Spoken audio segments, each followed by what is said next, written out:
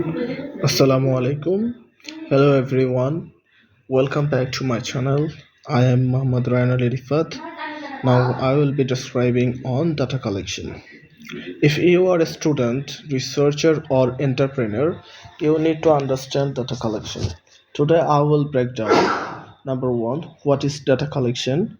Number 2, different methods and when to use them. Number 3, real world examples and expert tips. Stay still in the end of the special bonus tip on making your data more reliable.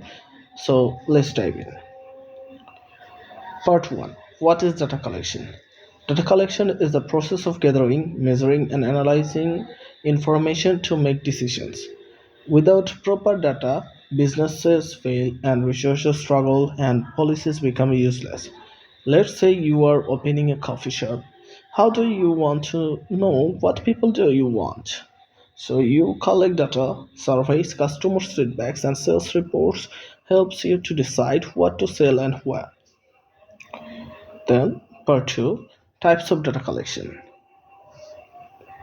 There are two main types of data collection. One is primary data, and another one is secondary data. Primary data is you collect it yourself, it is fresh and it is very direct. And secondary data is already collected by someone else, but you use it on your own purpose. Think of it like cooking. Primary data is making a meal of scratch, while secondary data is ordering food from a restaurant. And now let's break down this down in a details. So primary collection data collection methods. Primary data means collecting new information directly from sources. Here are five basic methods: surveys and questionnaires first. And surveys and questionnaires is e- ever you fill out a Google form, that's a survey. Researchers use structured questions to collect opinions and facts. There are some pros for surveys and questionnaires. It is very cheap and quick and can reach thousands of people. But the cons are that if the questions are confusing, then you will get the bad data. Pro tip for the surveys and questionnaires: keep surveys short, simple, and engaging for better responses. Second one is interviews.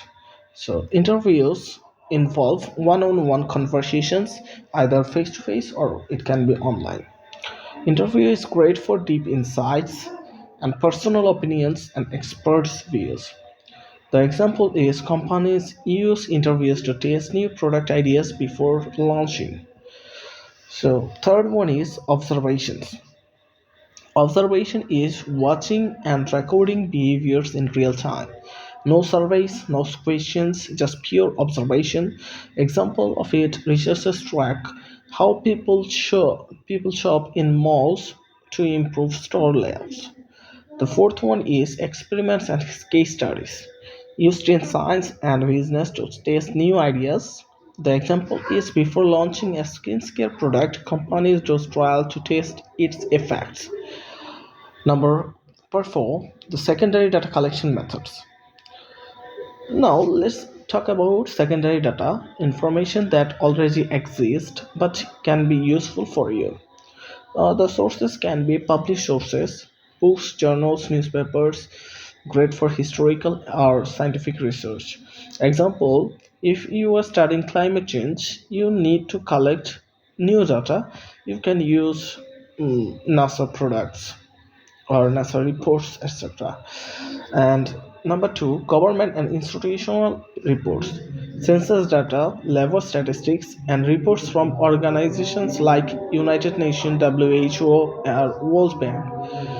So the example it can be businesses use these reports to understand market trends or consumer behavior. Number 3, online database and websites. Online database can be Google Scholar, research articles, and industry reports provide tons of valuable information. The pro tip is always check if the source is credible for using the data. So let's move on. Choosing the right data collection method. Choosing the right data collection methods is depends on three things. What is your goal? what is your time and budget, what is your data accuracy. So goal is that, are you testing a product, or go for experiments, needs opinions, use surveys. That's it. So if you are testing any product, then you have to go for the experiments, and but if you need any opinions, then you will go for the surveys or questionnaires. Time and budget, that's if you have time, you will take the interviews one on one or online. It will take time, but if you don't have the time, then you surveys are the first. Surveys and questionnaires are best for you. Then data accuracy, primary data is custom but expensive, and secondary data is cheap but might be outdated. It can be accurate, though cannot be accurate for your research or for your purpose. Then how to improve data accuracy? Before we have, here's a bonus tip. You to make sure your data is accurate and reliable, follow these golden rules. Number one, use multiple sources. That is, don't rely on one data set. Cross check information. You have to cross check your information. Then avoid biased questions. You need to be more neutral if you can. The more neutral if you will get the best responses.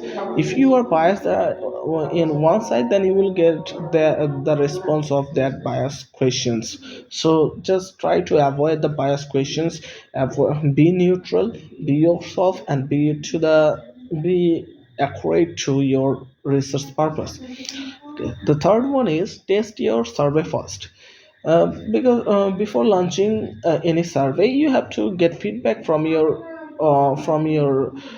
pilots. Like, you need to survey yourself first, then you will go through the survey. Okay, so if you follow this, your data will be more accurate and more powerful.